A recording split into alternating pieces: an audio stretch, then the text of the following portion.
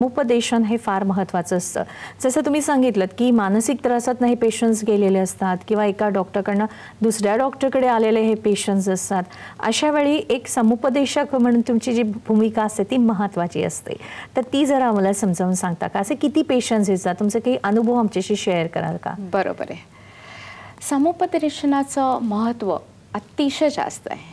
खरं म्हणजे आम्ही डॉक्टर लोक ट्रीटमेंट देत असतो, पण आमच्या सेंटरमध्ये समुपदेशनाचं काम करायला आमच्या अगदी खूप छान शिकलेल्या अनुभवी अशी माझ्या सेंटरमध्ये एक मुलगी आहे पूनम. तर ती मस्त समुपदेशनाचं काम करत असते. म्हणजे पेशंट आला, हे बरेचसे पेशंट मानसिक ताणतणावाखाली असल्यामुळं खूप डिस्टर्ब असतात, तर त्यांना अर्धा तास पाऊण तास त्यांना वेळ देणं, ही प्रक्रिया समजावून सांगणं. त्या प्रक्रियात काहीही तो शारीरिक धोका त्याला नसतो, इंजेक्शनचा काही त्याच्यामध्ये म्हणजे शरीराला काही इलाज होत नाही, रिॲक्शन होत नाही, ॲलर्जी होत नाही, असे बरेच सारे प्रश्न या समुपदेशकांना त्यांना आन्सर करावे लागतात. म्हणजे मध्यरात्री 2ला 3ला सुद्धा फोन येतात, ते फोन कॉल अटेंड करावे लागतात. त्यांची मानसिकता ही पूर्ण ट्रीटमेंट होईपर्यंत अतिशय खंबीर ठेवणं आणि तिला एक विश्वास देणं हे फार गरजेचं असतं. तर बेसिकली आपण आता म्हणतोय की ही गर्भधारणेची ट्रीटमेंट बहुसंख्य साधारणतः पुष्कळ अशी जोडपी ही वर्षानुवर्ष घेताना दिसतात. आमच्या सेंटरचं आणखी एक वैशिष्ट्य आहे, त्याला आम्ही रॅपिड ॲक्शन ॲप्रोच असं म्हणतो.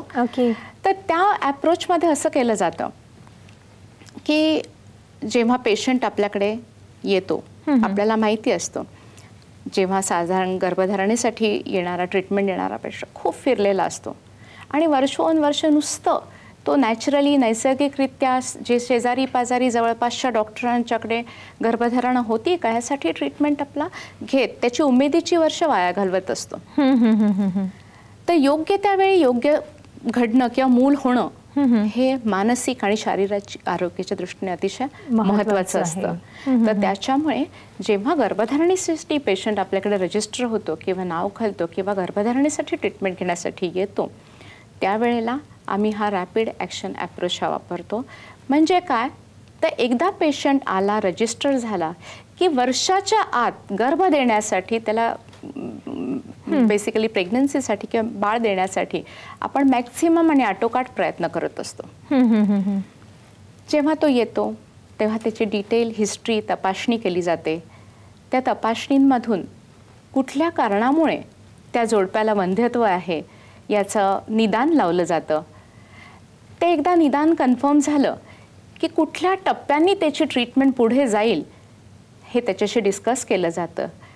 त्या प्रत्येक टप्प्याला लागणारा वेळ, त्याला लागणारा खर्च, त्याचा सक्सेस रेट हे सगळं त्या जोडप्याबरोबर आपण बोलत असतो, शेअर करत असतो.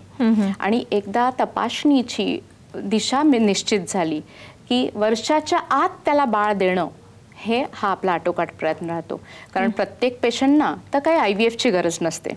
साधारण 100 जोडप्यांपैकी 70% जोडप्यांना साधारण ट्रीटमेंट देऊन गर्भधारणा होऊ शकते, पण उरलेल्या 25% लोकांना मात्र IVFचा आधार घ्यावा लागतो. याबद्दल खरं तर डॉक्टर तुमच्याकडनं आम्हाला अनुभव ऐकायला आवडेलच, पण एक फोन आपल्याला कधीपासून आलेला आहे. सोनाली चव्हाण आपल्याशी बोलतायत कोपरखेरणेहून. हॅलो, नमस्कार. हॅलो, नमस्कार मॅम. नमस्कार, तुमचा प्रश्न विचारा. हा मॅम, मी सोनाली चव्हाण बोलते कोपरखेरणेवरनं. हा, बोला. आणि मॅडम, माझा प्रश्न हा आहे की माझ्या लग्नाला 3 वर्ष झालेले. ओके. 3 वर्षामध्ये मला बाळ राहिलेलं. तर आमचं फायनान्शियल कंडिशन इतकं नव्हतं म्हणून आम्ही अबॉर्शन केलेले 2. आणि आता आम्हाला ठेवायचं आहे. तर आता मला पिरियड रेग्युलर नाहीये. म्हणजे 3ऱ्या-4थ्या दिवशी कसे असते तसं मला पहिल्या दिवशीला पिरियड येतात. ओके. आणि मला टॅबलेट वगैरे डॉक्टरने दिलेला फोलिक ऍसिडचा वगैरे, तर मला राहू शकणार का यानंतर?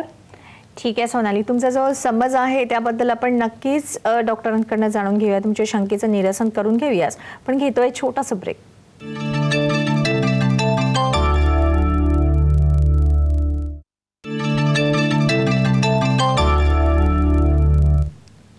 ब्रेकनंतर पुन्हा एकदा आपल्या सर्वांचं मनपूर्वक स्वागत. माहिती करून घेत आहोत व्यंधत्वावर मात कशी करता येऊ शकते, मार्गदर्शन करत आहेत डॉक्टर सुप्रिया पुराणिक. ब्रेकवर जाण्यापूर्वी सोनाली यांनी जो प्रश्न विचारला होता की काही कारणास्तव त्यांना अबॉर्शन्स करून घ्यावी लागली होती आणि आता गर्भधारणा होण्यासाठी काही प्रॉब्लेम्स येत आहेत, तर त्यांनी सविस्तररित्या विचारलंय डॉक्टर, पण आपण काय सांगाल त्यांना? आता तिने सांगितलं, पण मला थोडीशी भीती वाटते की तिच्या हिस्ट्रीमध्ये तिने सांगितलं की तिचा मेन्स्ट्रुअल ब्लड फ्लो, मासिक पाळीचा स्त्राव हा अतिशय कमी झाला आहे. कित्येक वेळेला जेव्हा अबॉर्शन करतो तेव्हा ती आतले अस्तर खूप सारं खरवडलं जातं आणि खरवडून गेल्यामुळे आतमधले लायनिंग जे असतं, गर्भाशयाच्या आतलं लायनिंग, ते तयार व्हायला खरंच प्रॉब्लेम झालेला असतो. तर माझं सोनालीला हे सांगणं आहे की तिच्या अस्तराची तिने तपासणी करणं गरजेचं आहे. त्याचप्रमाणे आपण मगाशी म्हटल्यामुळे प्रमाणे अबॉर्शन नंतर गर्भनलिका ब्लॉक होतात, त्याच्यावर पण लक्ष देणं गरजेचं आहे. नक्कीच. खरं तर तिने म्हणजे सगळा भूतकाळ विसरून पुन्हा एकदा नव्याने सुरुवात करणे आवश्यक आहे सोनाली तुम्हाला. आणि जसं डॉक्टरीने आपल्याला संपूर्ण कार्यक्रमामध्ये व्यवस्थितरित्या मार्गदर्शन करून घेतलेलं आहे, करून दिलेलं आहे, आणि मला असं वाटतं, खात्री आहे की तुम्ही तो सगळा कार्यक्रम आपला नक्कीच पाहिलेला असेल, त्याचा उपयोग मात्र तुम्हाला होईल. डॉक्टर, आपल्याकडे वेळ खरं तर कार्यक्रमामध्ये फार कमी आहे, तर एखादा तुमचा अनुभव आमच्याशी थोडक्यात शेअर करू शकाल का? अगदीच. आत्ता मी सांगितल्याप्रमाणे आपल्या सेंटरचं वैशिष्ट्य पहिल्यांदा मी सांगितलं, तसंच की योग्य त्या वयात मूल होणं गरजेचं आहे.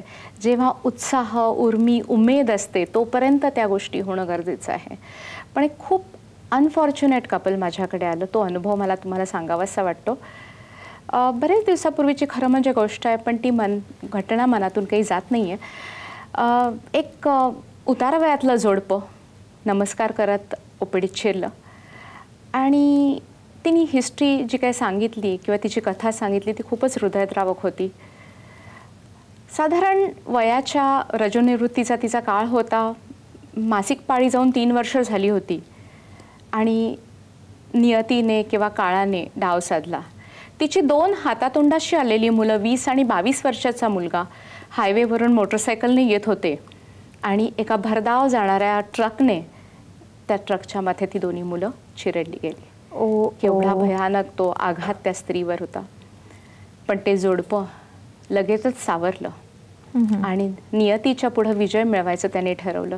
नमस्कार करत, पाया पडत अगदी सांगितलं, मॅडम कसंही करा आणि आम्हाला आता बाळ हवंय.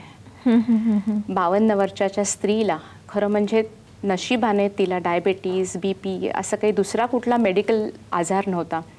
पण या 52 वर्षाच्या स्त्रीचं, तिची विल पॉवर पण एवढी स्ट्रॉंग होती आणि निश्चित आमची ट्रीटमेंट आम्ही तिला दिली आणि पहिल्याच सायकलमध्ये तिला IVFने गर्भधारणा झाली. जेव्हा ती डिलिव्हरी झाली तेव्हा अगदीच खरंच आमचं सगळ्यांचं, आमच्या युनिटचं, टीमचं हृदय अगदी हेलावून गेलं.